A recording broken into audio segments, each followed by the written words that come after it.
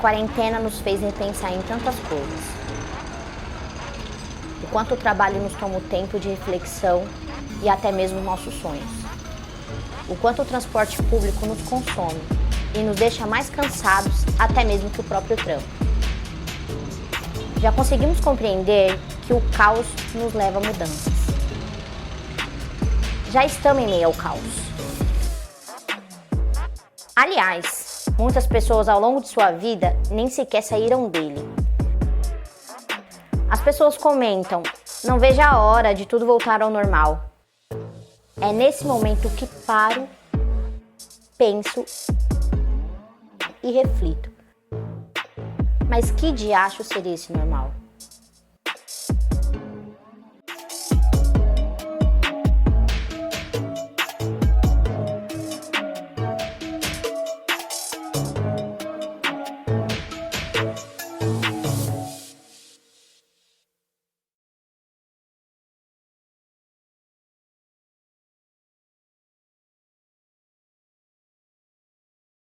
Eu acredito na mudança, na revolução e na mudança de comportamentos a partir do comprometimento e da atuação da juventude. Eu vejo a esperança por um mundo melhor tá na juventude e só ela que consegue enxergar um mundo diferente. Por isso que eu vejo como uma coisa fantástica a juventude participar da política, discutir, divergir, argumentar e se movimentar em prol daqueles que mais precisam. E só a juventude consegue fazer isso. Eu sou a Josi Nascimento, tenho 27 anos, sou moradora do Heliópolis atualmente, mas nasci e cresci no Grajaú. Faço ciências do trabalho na escola do GESE.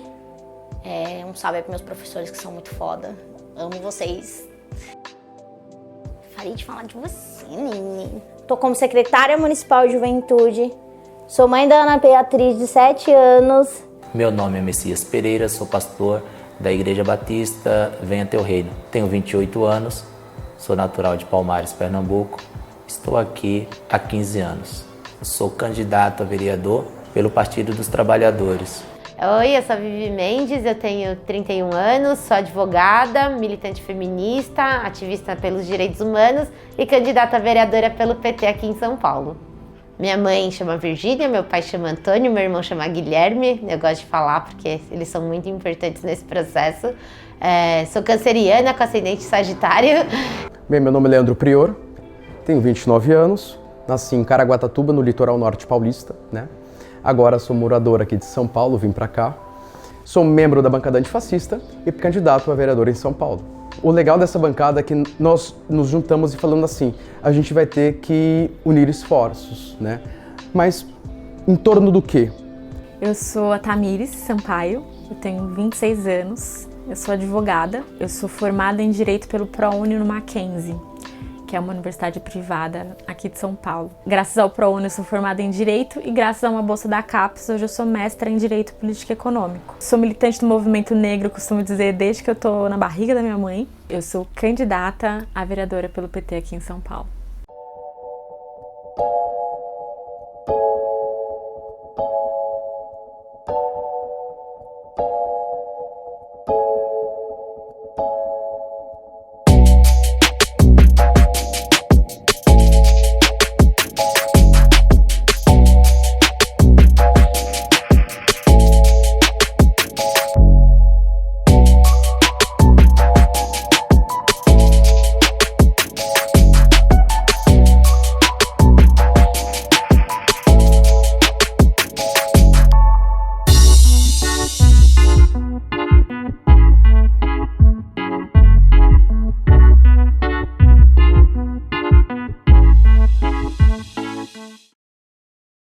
Cara, eu gosto muito de São Paulo, assim, acho que principalmente, o pessoal fala mal, é muito estressante, é muito caótico, eu gosto muito mesmo de viver aqui. Tem uma relação muito com carinho também, porque acho que é uma cidade que eu aprendi a viver, né, aprendi a estar, a sobreviver também, porque de fato é difícil, mas tem uma relação de muito carinho, porque eu olho a minha trajetória e vejo como São Paulo também se encaixa nessa trajetória, principalmente no que é esse processo da política. A minha família não é originalmente daqui, né? Meu pai veio de Portugal, minha mãe veio da Bahia, eles se encontram aqui. Meu pai durante muito tempo morou no centro, minha mãe na Zona Norte, mas eles foram construir nossa família na Zona Leste. Eu passei no concurso público para ser policial. E quando você vem, é inevitável. Você não fica no interior ou no litoral, né? Você não fica no interior paulista. Você vem para a capital. Você vem pagar o seu pedágio aqui, é inevitável. E eu me encantei pela cidade. Sabe quando você olha assim, a terceira maior cidade do mundo, e você se encanta com a cidade, encanta com as pessoas, com esse mix, né? É muito foda. Então eu me encantei pelo povo, pelo mix, eu me encantei pelo centro, eu me encantei pela quebrada, eu me encantei, sabe, pelo todo, porque aqui é tudo junto e misturado. Pra ser mais precisa aqui, a gente fala Grajaú, o Grajaú é imenso, tem vários bairros dentro do Grajaú. Na real é um distrito, né? Acabou sendo conhecido como um distrito. Do Fundão mesmo, Narcisa, Gaivota, Ilha do Bororé, que foi meu último endereço lá na Sul. Rodei tudo ali, estudei em tudo quanto era escola. E é isso, tipo, eu lembro que a gente tinha um córrego perto de casa e a gente brincava no córrego, eu e minhas irmãs. E a rua era de terra. Nossa, eu já sofri uma enchente pra caralho, assim. Tipo, teve várias vezes que a galera do PT fez vaquinha pra poder mobiliar nossa casa de novo, porque a gente levou tudo, documento. Eu observei que havia uma grande indiferença entre o povo da periferia e o povo da cidade. E eu vendo aquilo porque quando eu vim para a cidade, eu já vim justamente para morar na periferia. Quando nós íamos para outro bairro conversar com outras pessoas, as pessoas perguntavam de que região de São Paulo você é. E eu respondia para as pessoas que eu era aí do bairro de Pirituba. E as pessoas olhavam para mim e diziam, mas existe esse bairro? Existe? Porque era tido como interior. Olha, minha relação com São Paulo, ela sempre foi bem complexa, assim, né? Porque eu sempre morei aqui na periferia, na Zona Leste. Quando eu era pequena, ali na região do Itaim Paulista, no Camargo Novo. E aí, com 11 anos, a gente mudou pra cá, pra Guaianazes, eu e minha mãe. Foi quando a gente conseguiu esse apartamento. Quando eu era mais nova, né, de adolescente, que minha vida era aqui, na periferia, a minha escola tava do lado de casa, a minha avó morava do meu lado, as minhas amigas estão aqui, né, às vezes a gente gostava de andar muito, né, saía da escola e andar, o nosso rolê era tipo ir lá, assim, a 1 quilômetro daqui que tem um mercado que vendia bis a R$1, e a gente ia lá, tipo, andar pra comprar bis, pegar chocolate e ficar, assim, causando na rua, assim. O lance também de ocupar espaços enquanto micropoder, sabe? Os espaços de poder aqui permitem você ter um trabalho muito mais efetivo, muito mais sério, com muito mais resultado do que se você militasse só numa cidade do interior. Então aqui tem uma facilidade muito maior para você descobrir os mecanismos, conhecer as engrenagens e participar dessas engrenagens de tal modo que a sua militância tenha uma efetividade e você aqui numa São Paulo, que é um mini país, né, conseguir, num projeto revolucionário, ser um projeto piloto. E eu, durante 25 anos da minha vida, morava na Zona Leste. E eu tinha uma relação muito conflituosa com São Paulo, porque a região da Zona Leste, né, é uma região que tem problemas muito intensos, assim. Então, era difícil, eu, durante muito tempo da minha vida, né, vivia dentro de casa, porque o entorno ali era uma região perigosa e é sempre essa dificuldade, né, de chegar em casa, sair de casa. Então, tinha essa relação até muito privada, muito interna, era difícil. E quando eu começo a ter um pouco mais de autonomia e tal, eu começo a ter uma relação de querer sair da Zona Leste, assim, muito intenso, porque era muito desgastante de morar lá, estudar no centro. E a história de Pirituba é uma história muito interessante. A maioria do povo de Pirituba, não só de Pirituba, mas como esses bairros próximos, como Morro Doce, Perus, Taipas, entre outros, são justamente de pessoas guerreiras, pessoas trabalhadoras que vieram do norte e nordeste do país e vieram em busca de novas oportunidades. E aí, mano, quando a gente ganhou a prefeitura, com a Marta ainda, antes dela se tornar essa pessoa que ela se tornou, chegou asfalto, velho. chegou asfalto lá na minha quebrada. E foi um marco, assim. O esgoto fecharam, fizeram uma praça em cima. Mano, mudou muito, assim, mudou muito. Vai e volta, eu usei muito vai e volta. Eu estudava numa escola de lata. E essa escola depois virou um SEI, né? Uma creche conveniada da prefeitura. E, mano, tipo, parece outro lugar, virou um bairro mesmo, assim, saca? Lógico, não é um bairro de classe média alta, nem nada disso, longe de ser. E aí, quando eu entrei na faculdade no Mackenzie, aí, assim, foi um choque, assim, pá, total, porque né, tem essa relação não só periferia-centro, né, de você, essa coisa que, da mesma forma, né, acordar cedo, pegar o trem cheio, mas isso eu já estava acostumado desde o colégio, mas o centro da cidade é muito diferente do que é aqui a Zona Leste, né, as pessoas, a correria, né, a forma como São Paulo existe aqui, a forma como São Paulo existe lá, é muito diferente. Na universidade, então, nem se fala, porque ali eu passei a ter contato com pessoas que são de classes sociais completamente diferentes da minha, né? Então era como se eu estivesse num outro lugar, né? Em outra cidade, em outro país até às vezes, porque tinha gente que nunca tinha andado de transporte público, por exemplo, na minha sala, né? E você tem esse choque de realidade. Um projeto piloto como Stonewall foi e é pra gente referência para nós e para o mundo. Então sim, nós temos capacidade de transformar São Paulo, por que não, numa Stonewall, e aplicar diversos projetos e conseguir nesses projetos ter efetividade, resultado e falar, não, sim, é possível. Aqui, em qualquer cidade, em qualquer país, em qualquer lugar. Então isso encanta os meus olhos, traz brilho e me dá um gás de falar assim, não, aqui a gente consegue aplicar em massa, sabe, aplicar para todos, todes, todas. E falar, não, deu certo aqui, dá certo em qualquer lugar. Então, assim, eu fui criando essa relação afetiva de gostar de morar muito forte aqui no centro mesmo, assim. E tô aqui faz uns 7 anos, né? E acho que o centro é essa contradição, né? Que a galera fala, você mora no centro, você mora bem. Tipo, acho que, de fato, eu tô num lugar de mais privilégio, mas tô aqui do lado da favela do Moinho. Aquelas pessoas não moram bem, a gente vê, inclusive, constantemente o que significa isso. A galera das ocupações do centro, né?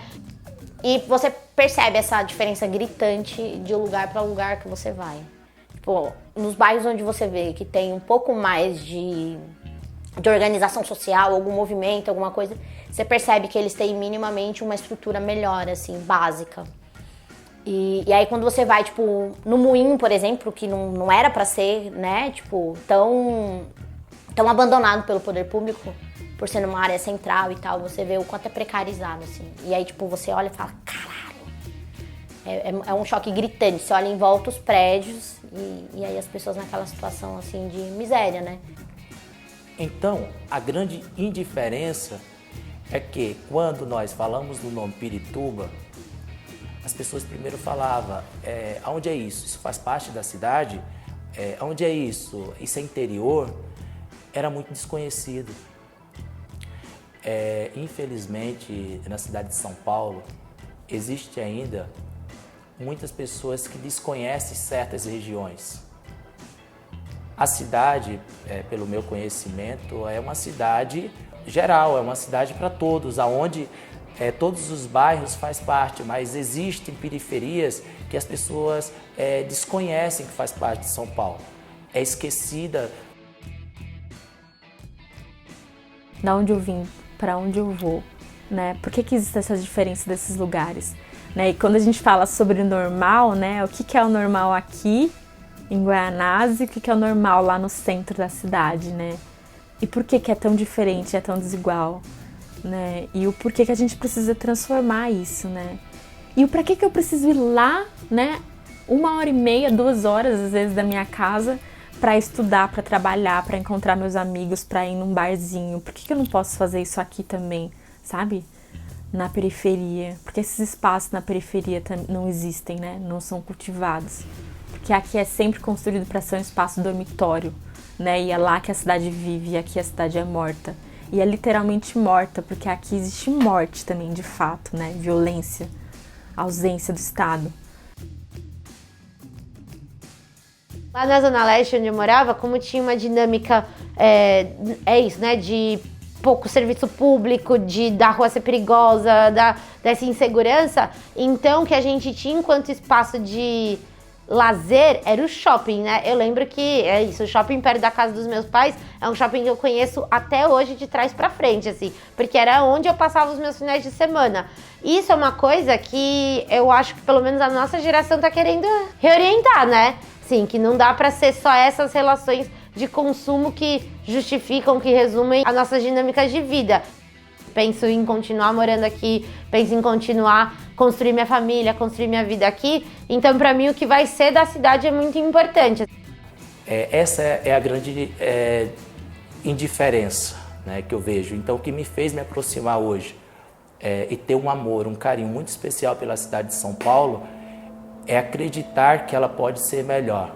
Então, acho que é muito sobre isso, assim, sabe? Essa relação, assim. E aí eu pensar o que a gente precisa mudar também a partir disso, né? Como a gente transforma a cidade, transforma a nossa vida, transforma a cidade junto, né? Quem tá à nossa volta, quem constrói junto com a gente. Então foi o lance de eu trabalhar aqui, conhecer a cidade, morar na cidade e me contemplar como parte dessa engrenagem, né? Essa selva que é São Paulo, né? Que me fez encantar. E falar, não, é aqui que eu quero ficar.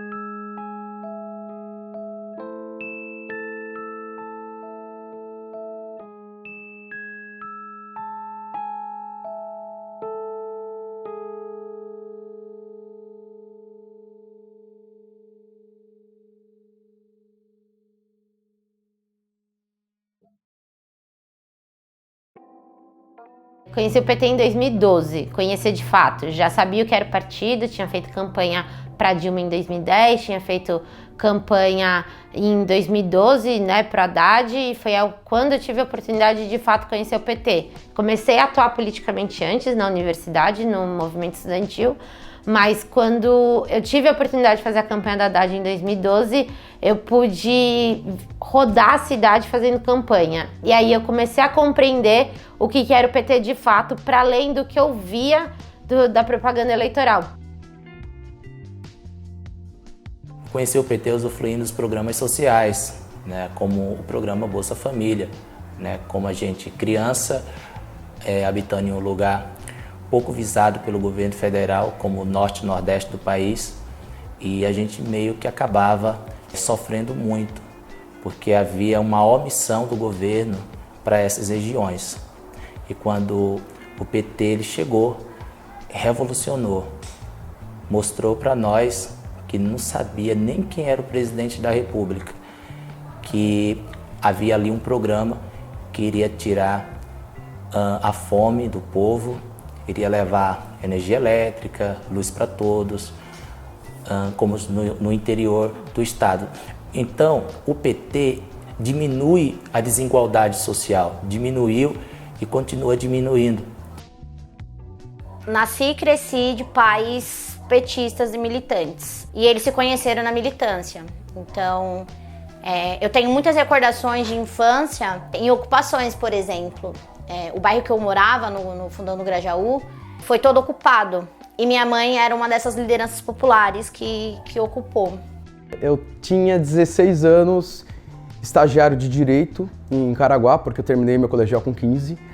E nisso tinha uma cabine telefônica lá e tinha a companheira Cássia, a Cássia do PT. E eu sempre trocava muita ideia com ela, né? Eu sempre fui muito fora da curva. Eu não ficava nos grupinhos de estagiário. Eu saía na minha pausa, no meu almoço, para conversar com ela. E ela falava da militância, falava do PT. E o que me intrigava era o brilho nos olhos dela. A minha mãe, ela sempre foi petista. Tipo, uma mulher negra da periferia de esquerda que ia nos movimentos, atividades do movimento negro, e me levava. E ela sempre votou no PT. Era sindicalizada, funcionária pública municipal, sempre votou no PT. Eu lembro de votar no PT quando eu era pequenininha, assim. Então a minha primeira relação com o PT foi através da minha família, da minha mãe, né? Falar o Partido dos Trabalhadores, Lula, mais pra frente a Dilma. O PT é um instrumento político de transformação da sociedade, assim. Muita gente vê o PT como um demônio, outras como um deus, outras como... Ai, parem de perder tempo com isso, saca? Eu acredito muito no partido que eu construo, eu acredito muito que a luta dos meus pais não foi em vão, eu acredito muito que a minha luta não vai ser em vão e que a minha filha um dia vai colher todos esses frutos que a gente está plantando hoje, do passado e afins. O PT é um instrumento de mudança na sociedade. Na época, né, que nós íamos para a escola, eu falo por mim mesmo. A minha mãe não tinha condição de estar dando ali um dinheiro para nós comprar um lanche. E às vezes eu me sentia muito triste com isso, sabe? Porque eu via as outras crianças lá, indo lá comprando a coxinha, comprando um refrigerante. E sabe, eu numa posição ali de olhar para aquela coxinha e nem saber que sabor tinha, porque na verdade eu nunca tinha comido uma coxinha.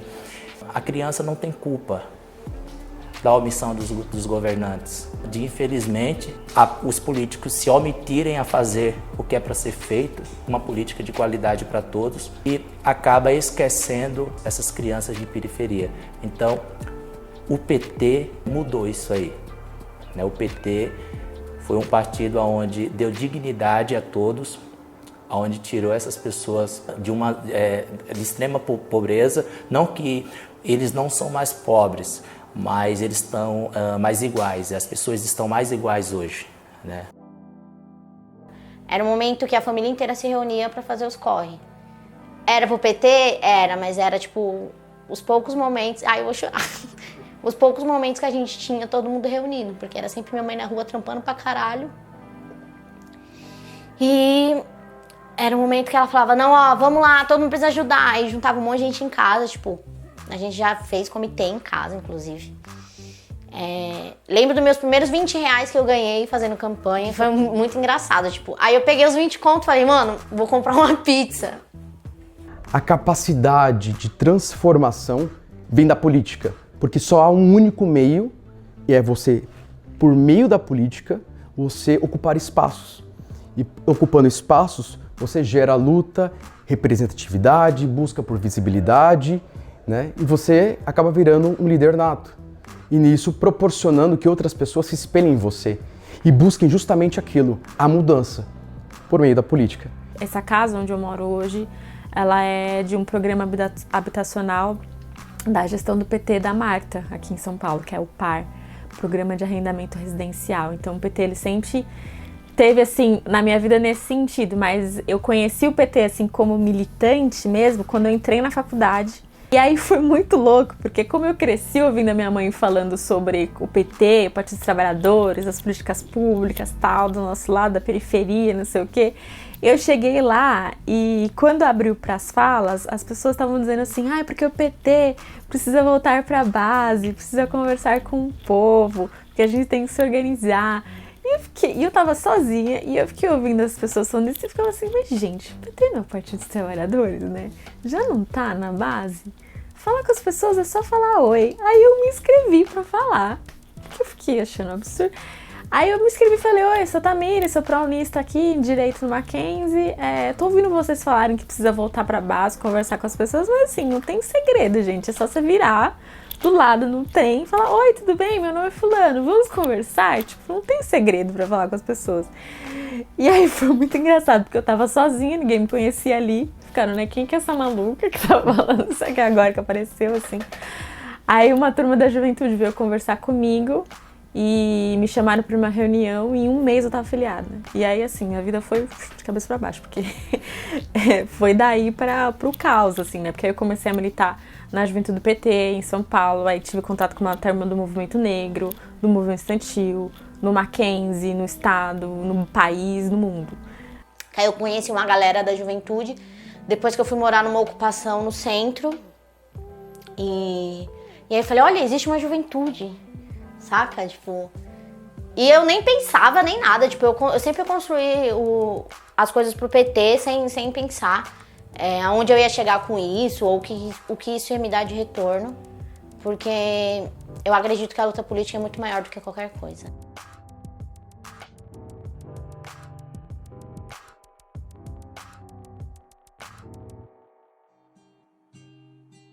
Eu conheci a cidade, inclusive, porque eu conhecia bem pouco a cidade, então tive a oportunidade de ir, eu lembro assim, de atividades no Jardim São Luís, de ir em atividades em São Miguel, que apesar de ser próximo da minha casa, era uma região que eu não conhecia, de ir em atividade em Pirituba, tudo junto, principalmente com as mulheres do PT.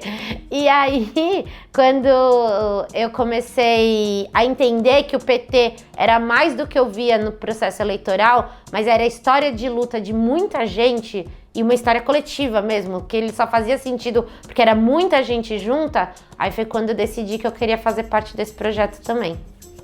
Hoje, dentro do PT, né, eu faço parte do GT de Segurança Pública, que é um grupo de trabalho, né, voltado para a segurança pública. Por muito tempo, a esquerda brasileira ela não teve olhos para a segurança pública, deixando de lado, saca, a margem. Não, porque é eles e nós. E não é assim que funciona, né? Porque os operadores de segurança pública, eles são trabalhadores também. Então, você tem anseios como trabalhador. Tanto que os maiores índices de suicídio são justamente nas instituições de polícia, saca? Então, foi justamente olhando pelo trabalhador e nos maiores índices de suicídio e todo esse fascismo que a gente tem que combater dentro dessas instituições, é que a gente falou, não, a gente tem que se organizar em torno da pauta de segurança pública.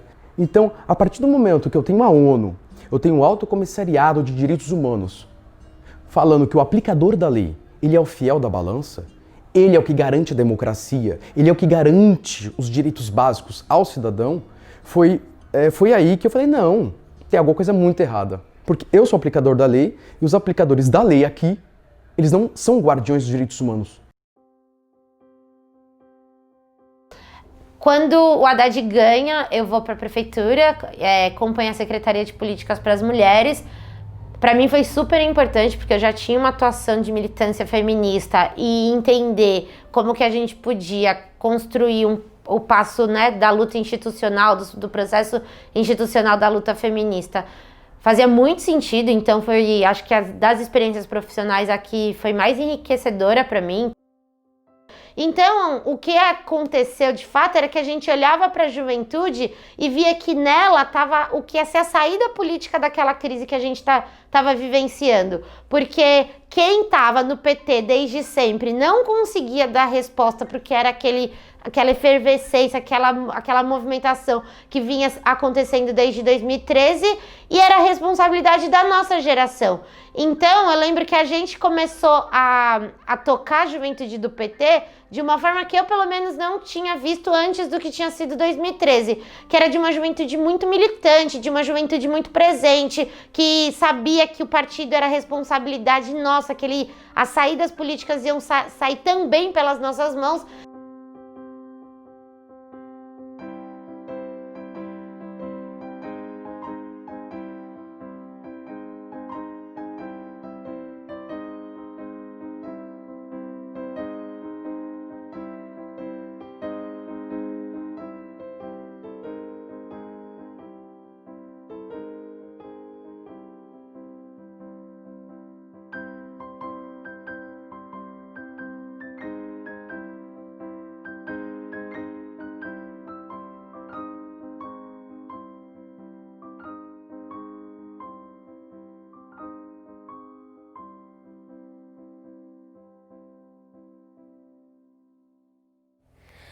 Mano, tá sendo um bagulho bem louco. Eu não tô acostumada a ficar em casa, né? E ninguém, assim, da minha casa fica em casa em dias comuns.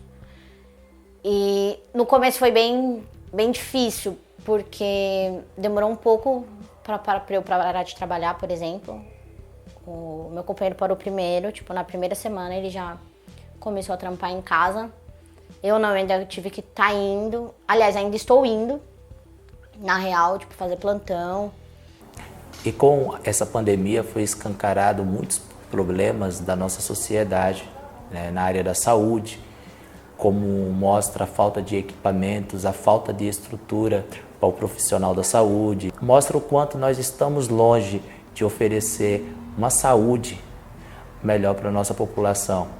Olha, a minha rotina por conta do coronavírus mudou bastante no sentido de que é isso, a gente não sai de casa, né? Tem que fazer tudo por celular, computador, ligação de vídeo, né? Ir pro mercado ou ir pra padaria com todos os cuidados possíveis, não encontrar mais os amigos e amigas, não ir mais no local de trabalho, não precisar pegar trem cheio, ônibus cheio, metrô cheio.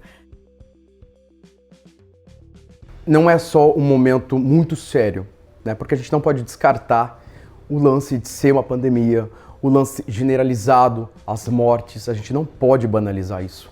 Nós temos centenas de famílias com muita dor, com a perda de alguém muito querido, saca?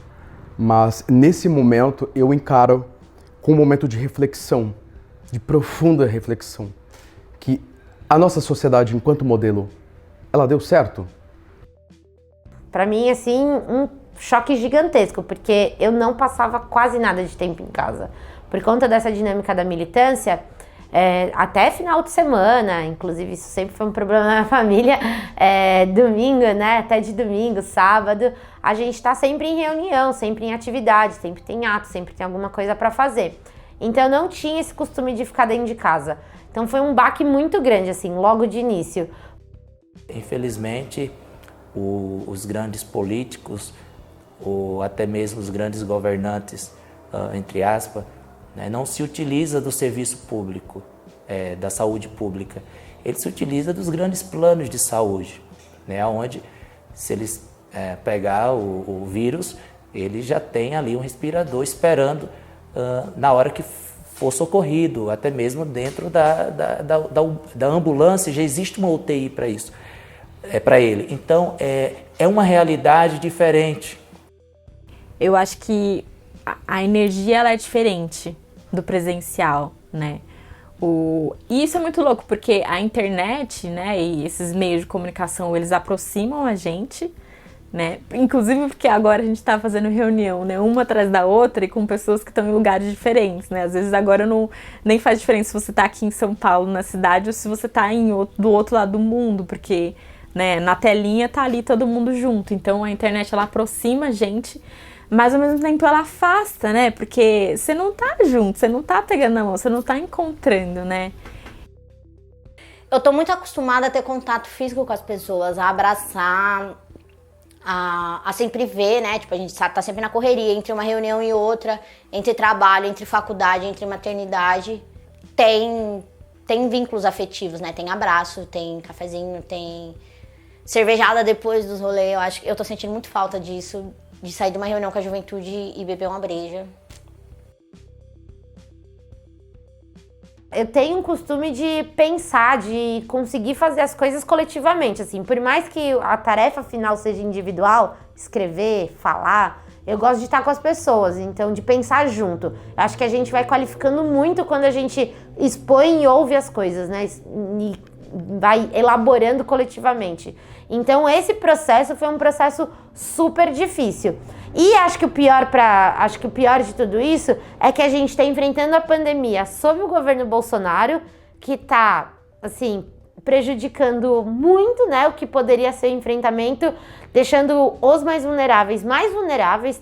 Pense numa sociedade enquanto abelhas. Se o casulo quebra, se a casa quebra, como elas reagem? Se você pisa no formigueiro, como essas formigas reagem? De forma unida, comunitária, organizada e pró-colônia. Você entende? Então, você não vê, assim, você vê parte da sociedade. Algumas pessoas muito preocupadas com o isolamento.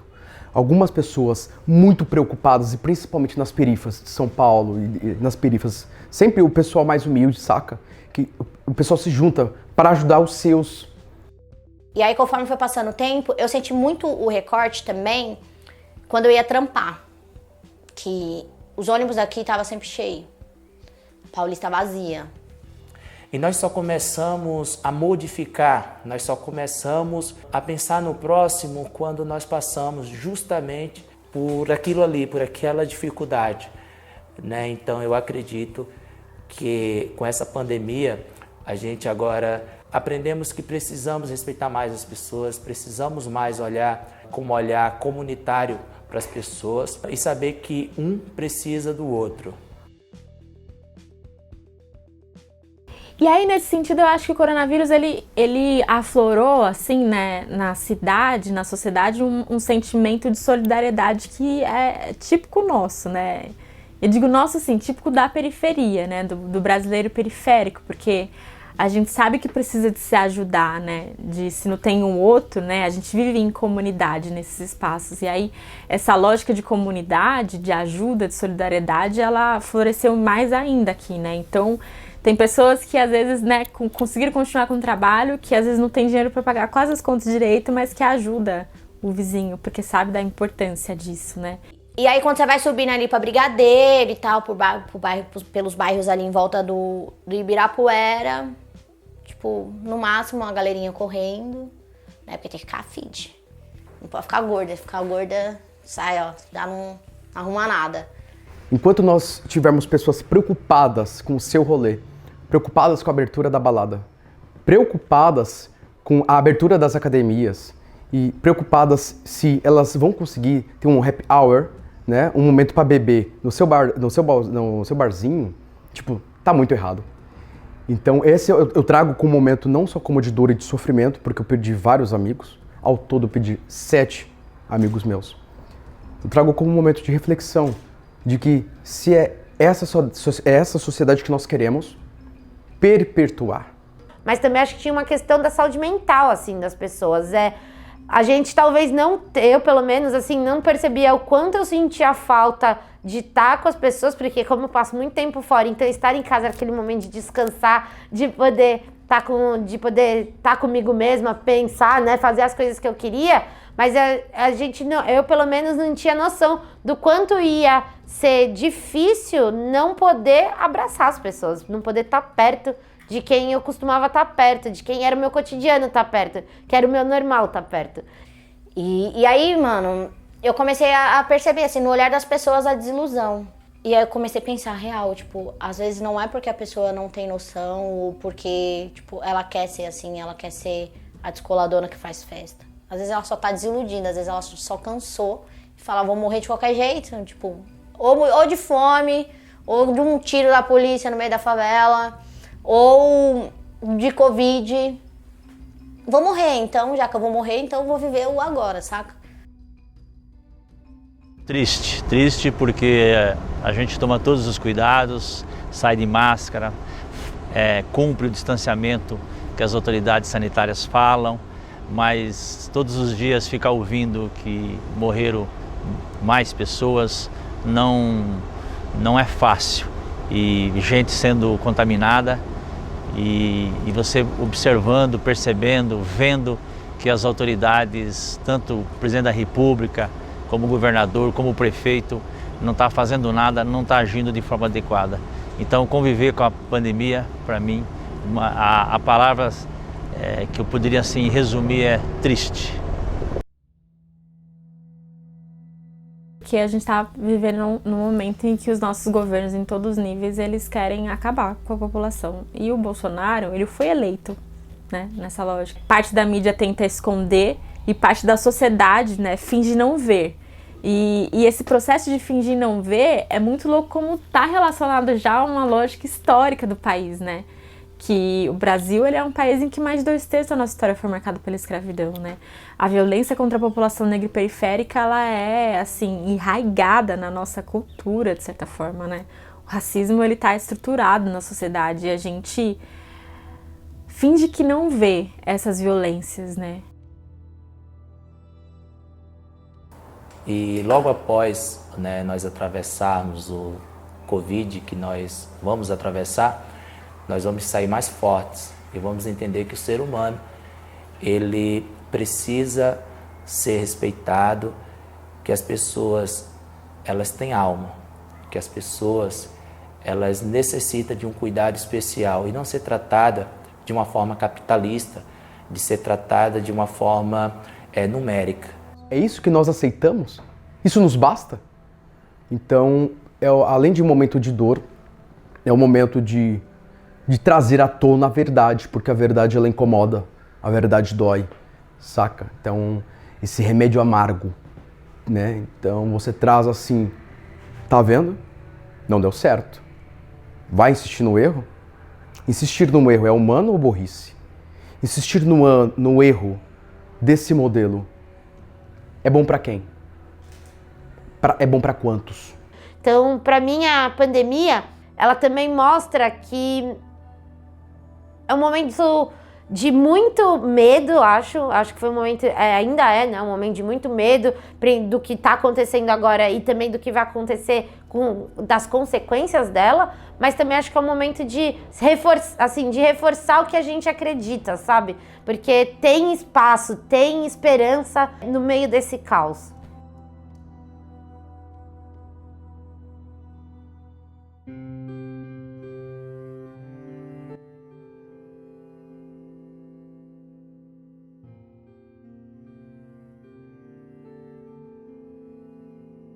Eu acho que essa campanha, essa eleição vai ser muito diferente de todas as outras que a gente já teve, principalmente pro PT. Uma por conta das ferramentas que a gente vai precisar utilizar, redes sociais e fazer uma forma mais digital possível. Não vai ter aquele cafezinho na casa do vizinho ou na casa do colega. Não vai ter panfletagem. Então eu acho que vai ser um divisor de águas, assim. E principalmente pra juventude. Olha só que profundo.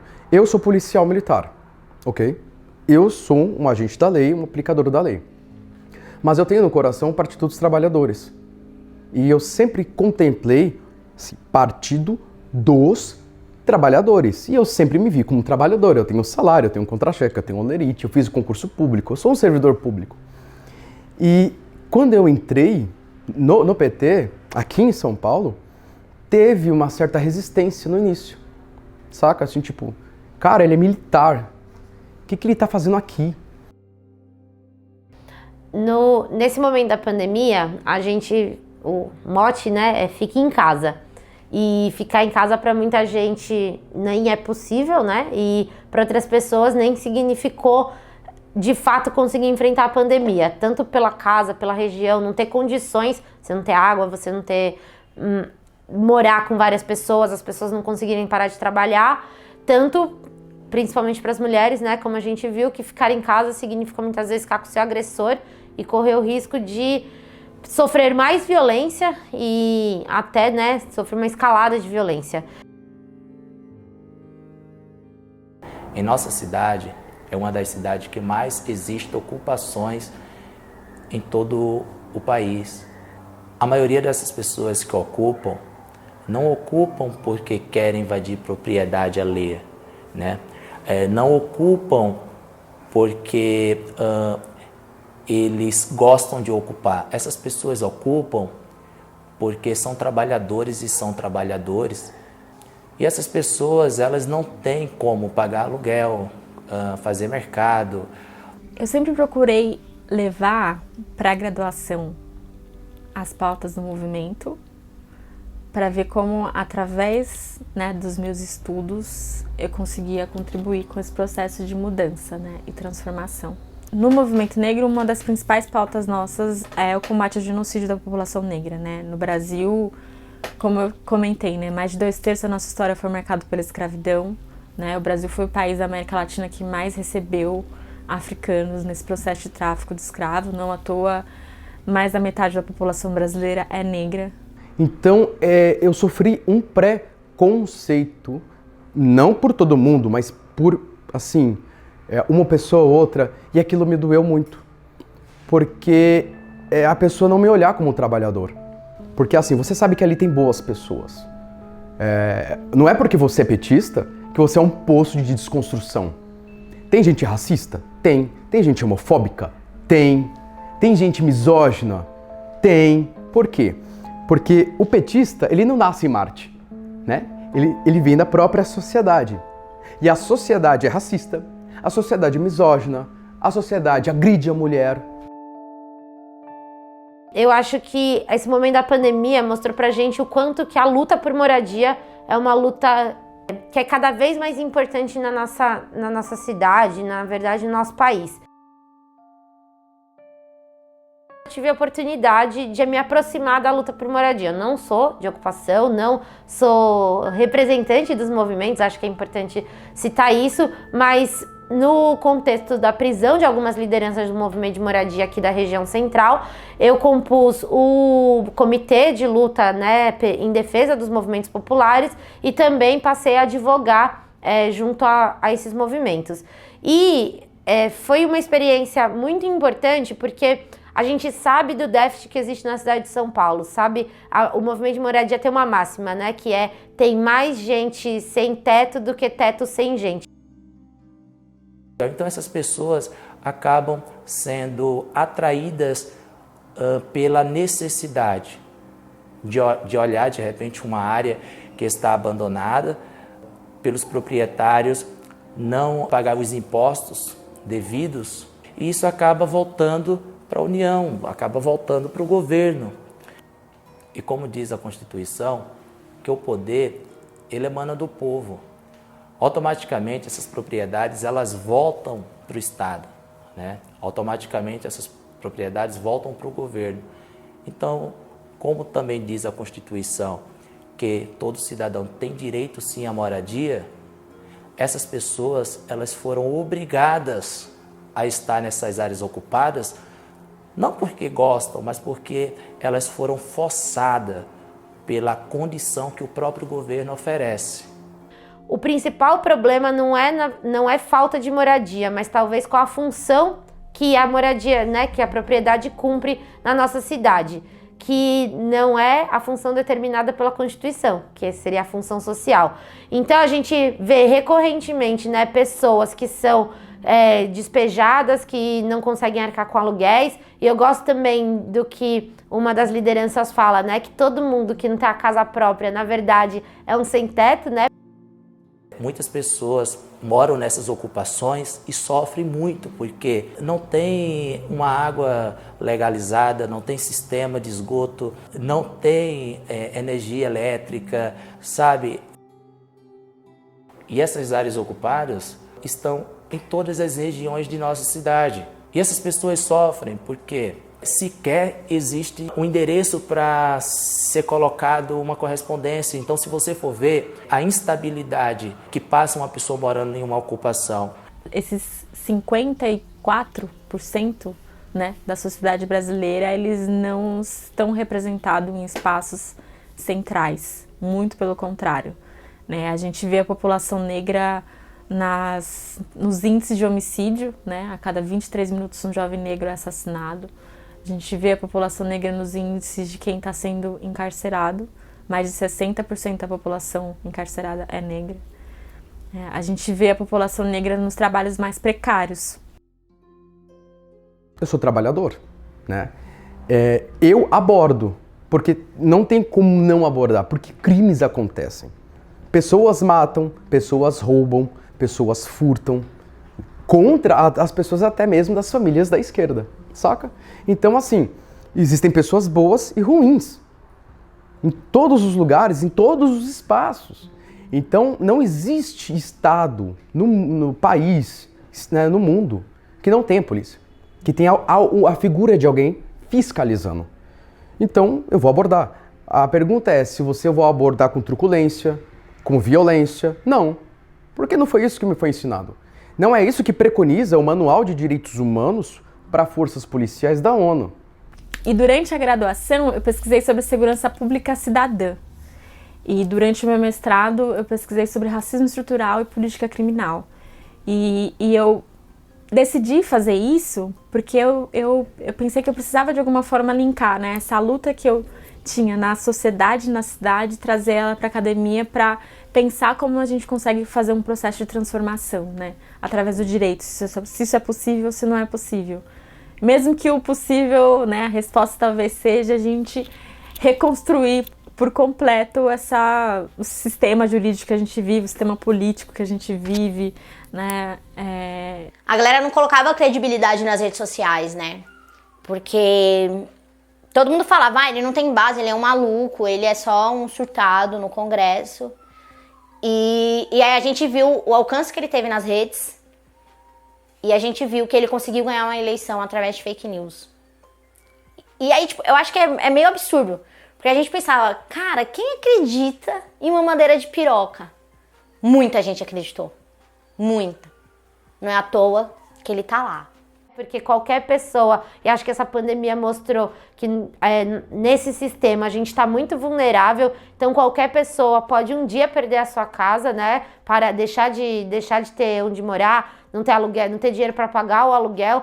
Então a questão da moradia é uma questão muito, muito forte aqui na cidade. E eu acho que ela, inclusive, é o fio condutor hoje das políticas que a gente tem que desenvolver, porque onde você mora determina quais as oportunidades que você vai ter na sua vida. Você tem o direito de abordar e fiscalizar mediante atitude suspeita, entende? Então, dentro da legalidade, você interrompe o direito do outro momentaneamente para fiscalizar. Fiscalizado, eu tenho uma regra. Qual que é? Você prendeu? Não. Então você fez um amigo. Toda abordagem, se você compreender que ele não é o teu inimigo, ou ele não fez algo de errado, ele tem que ser seu amigo. Você é parceiro dele. Se você é guardião dos direitos humanos e ele é um humano, você é guardião dele e dos direitos dele. Eu cada vez mais penso que é essa a resposta, né? A única forma de a gente combater o racismo estrutural é transformando a estrutura social, é repensando e reconstruindo, né? O sistema político, o sistema jurídico, o sistema econômico, principalmente, e a ideologia, né? Essa lógica que acaba, de certa forma, não só autorizando, né, como naturalizando essas violências que ocorrem no país. Elas ocupam porque necessitam, elas ocupam porque muitas das vezes elas são exploradas por pessoas que alugam casas, alugam apartamento por preços muitas das vezes abusíveis e acaba sendo forçado a estar ocupando para poder comer, para poder ter a janta, para poder ter o almoço. Então essas pessoas, elas precisam sim de um amparato do governo, elas precisam sim estar incluída nas políticas públicas do governo. Então, quando você participa do movimento, você não está participando para conseguir a sua demanda individual só, mas você está construindo uma outra forma de cidadania, né?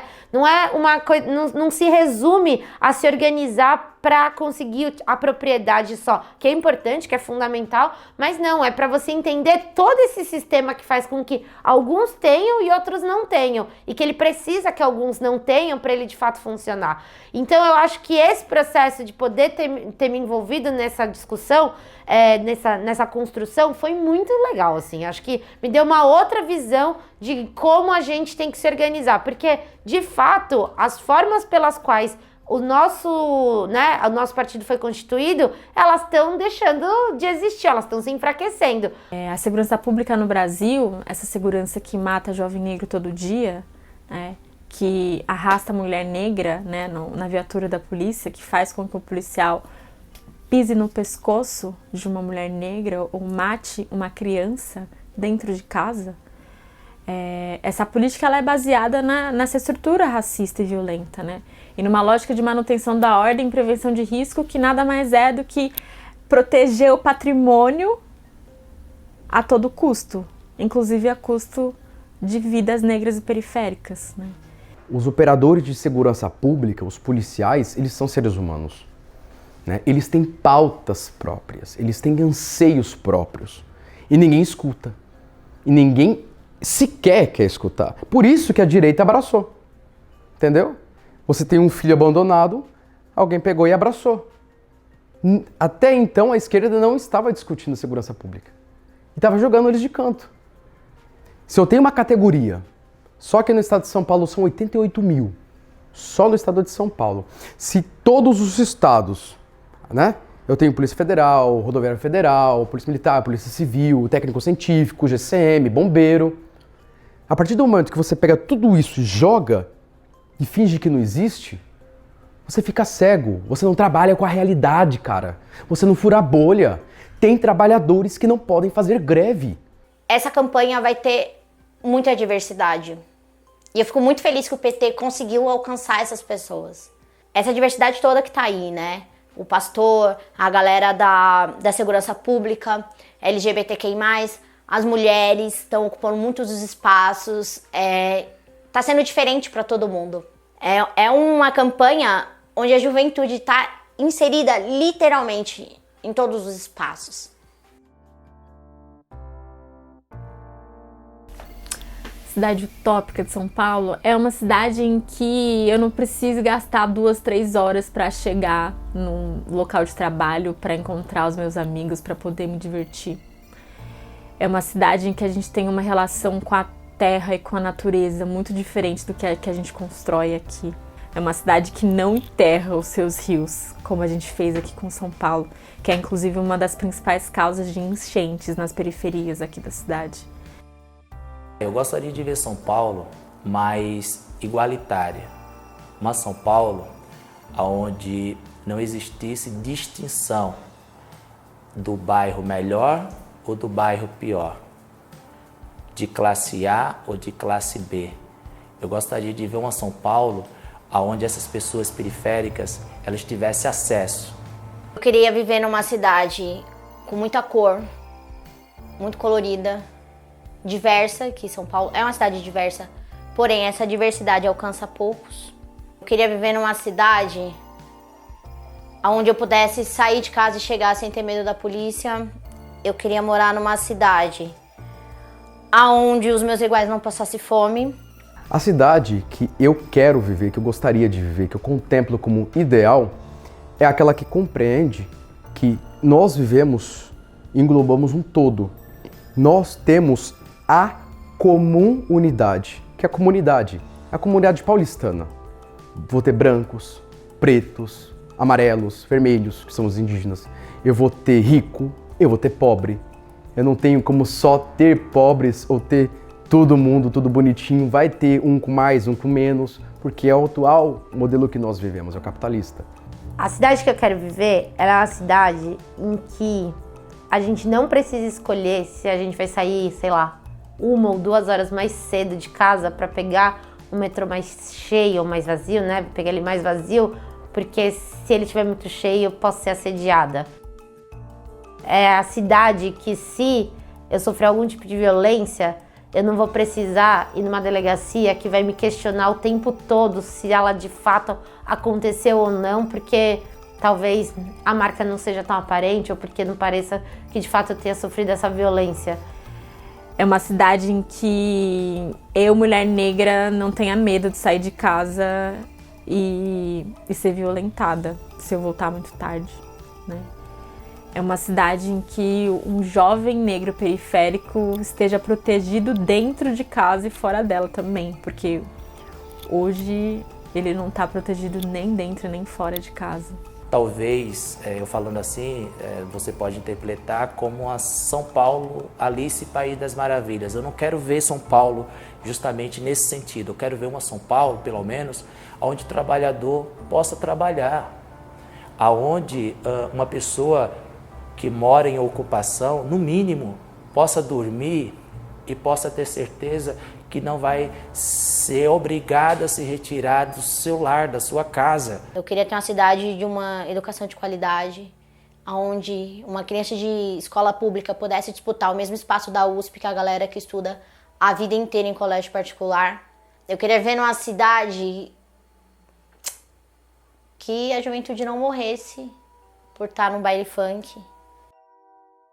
Que eu não preciso escolher se eu vou morar bem, ou né, se eu vou morar bem, ou se eu vou ter serviço público, né, e vou ter serviço público perto da minha casa, ou se eu vou morar mal e conseguir de fato pagar o aluguel ou a casa que eu quero estar. Então assim, nós temos uma pluralidade muito grande e nós temos um mix de social, econômico, cultural, saca? Então, a partir do momento que eu contemplo, e a cidade que eu quero é essa, que todes, todas e todos entendam que você é um contribuinte e você fornece recursos e coloca no chamado cofre público. É uma cidade em que a cultura ela esteja no nosso dia a dia, né? E seja valorizada. E a nossa cultura mesmo, assim, sabe? A nossa história. Né? É uma cidade que saiba a sua história, né? E a história de resistência e luta da população negra, dos povos indígenas, né? De quem veio aqui antes da gente chegar. Uma São Paulo onde o governo, ele trabalhe. Porque hoje, infelizmente, na cidade de São Paulo, temos um saldo em torno de mais de 60 bilhões e esse saldo ele não é utilizado. Eu não sei se por falta de projeto, inclusive conosco o projeto aqui não falta. Eu queria viver numa cidade que fosse igualitária, sabe? Eu acho que a gente tá muito difícil de viver um mundo igualitário, porque chega a ser utópico. Mas se a gente não sonhar com essas utopias, tipo, a gente vai viver pra quê? Eu acho que através desses sonhos que a gente vai conseguindo realizar mudanças no nosso cotidiano, no nosso modo de ver as coisas, no nosso modo de ser e agir. Pode parecer muito utópico, porque acho que o mais perverso do mundo que a gente vive é que as coisas parecem que elas já estão dadas, né? Então, eu também quero viver numa cidade que a transformação seja possível, que os sonhos sejam possíveis, porque acho que quando a gente perde a capacidade de sonhar, quando a gente perde a possibilidade, né, de sonhar, a gente perde o que, na minha opinião, é o mais essencial, assim, para nós, porque é essa motivação que faz com que a gente consiga inventar, com que a gente consiga ser criativo, que a gente possa pensar fora da caixinha, que a gente possa batalhar. A gente tem 5 S, né? O sola de sapato, saliva, sangue e muito suor. Então você pega tudo isso e transforma em dinheiro público. Esse dinheiro público, ele tem que ser investido para todo mundo. Mas é todo mundo, sabe? Não dá mais para você aceitar o investimento e o uso do recurso do dinheiro, do suor de todo mundo, só no centro. Não dá mais para admitir que só tenha algo no centro. Aquilo que você fizer no centro, você tem que ter disponibilidade na tua quebrada, porque é lá que tu mora, cara. Todo sonho, ele pode ser vivido. Mas eu acredito que um sonho político, a gente tem que separar o que é sonho, o que é político. Acho que o único sonho que a gente perde é aquele que não se sonha, assim como a única luta que a gente perde é aquela que a gente não faz. As transformações que a gente quer fazer, elas têm que ser acumuladas, elas têm que ser construídas. Não acho que a gente vai virar a chave do mundo e de repente ele vai deixar de ser o que é para virar o que a gente gostaria que ele fosse. Eu acho que cada um de nós pode fazer um pouco com o pouco que temos, mas eu acredito que a política em si, ela é uma ferramenta maravilhosa que pode ser a forma de ampliação do bem comum para todos. Eu acho que os nossos governos federais, municipais, estaduais provaram isso, né? Eu sou uma prova disso, né? Eu sou uma mulher negra da periferia, filha de mãe guerreira, que é advogada, mestre em Direito Político Econômico, que viajou para vários estados do país e países do mundo. Porque a partir do momento que você, como ser humano, contempla a possibilidade de sonhar de forma coletiva, meu amigo, isso é maravilhoso. Se você, como ser humano, tem a capacidade de imaginar, projetar, contemplar politicamente algo bom, melhor, digno, mais adequado para todos, tem que ser vivido. Eu acredito numa transformação de sociedade, eu acredito que as pessoas podem ser cada vez mais acolhedoras e cuidar um do outro. Porque um sonho em si, ele já é bom ser sonhado. E é muito interessante e muito prazeroso quando ele acontece.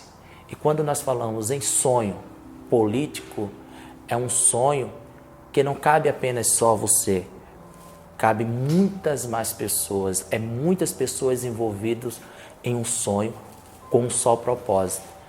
Inclusive, essa minha blusa aqui, né, da Juventude do PT, a frase atrás dela, ela fala sobre isso, né? Depois vocês podem mostrar sobre como a gente, enfim, constrói sonhos, vive em sonhos e luta para transformar eles em realidades também, né? Normal são as pessoas saírem de casa, poderem sair de casa. Normal é a juventude poder pegar um busão e não precisar pagar passagem. Normal é ter uma escola de qualidade. Normal é a juventude poder sair, ir para um parque, ir para um show, ir para uma atividade cultural, sair para lazer, sair para estudar, sair para namorar. Isso que é normal. O normal para mim é não pagar busão. Eu não sei. O conceito de normalidade muda muito na vida, né? Normal pra mim é ter onde dormir, normal pra mim é abrir minha geladeira e ela tá cheia, abrir meu armário e ter comida pra minha filha.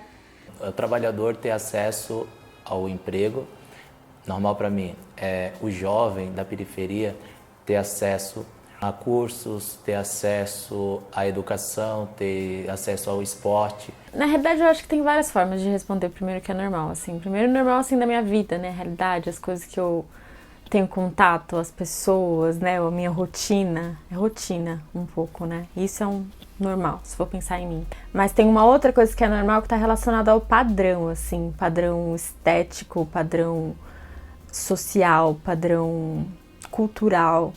E aí, nesse sentido, né, do normal como padrão, eu acho que é uma coisa que a gente precisa, de certa forma, combater um pouco essa ideia, assim, sabe? Porque existem vários normais, que não é um só. Normal pra mim é trabalhar, estudar, ter que lutar pra sobreviver. Acho que esse é o normal, o mais comum, né? O que é o normal da maioria das pessoas. De fato, quando a gente fala em voltar ao normal, acho que tem um problema, né? Que o que era o normal para muita gente ainda é uma situação de, na verdade, muita vulnerabilidade, de muita opressão, de muita dificuldade. O normal, no meu conceito, ele nunca existiu. Nunca. Porque nós, seres humanos, não tivemos ainda um sistema, né, político, um sistema social, um sistema educacional que permitisse o desenvolvimento de cada pessoa, de cada criança, de cada adolescente, de cada ser humano no desenvolvimento da capacidade de ter empatia. A gente fala sobre voltar ao normal, só que o normal de antes, ele era tão desigual quanto esse normal, esse anormal de agora, né? Porque as pessoas que morrem hoje por coronavírus são as mesmas que são assassinadas pela polícia militar, são as mesmas que passam fome, são as mesmas que estão em trabalho precários. Normal é uma comunidade, uma sociedade mais justa. É uma comunidade onde todos tenham direito. E viver em paz, sem ter medo. Acho que a gente nunca viveu uma normalidade real, porque isso deveria ser o que é normal, né? Sendo que quem é de periferia, nasceu e cresceu em periferia, não sabe ser isso, não sabe o que é isso, essa normalidade. Então, o normal para mim são as pessoas serem felizes.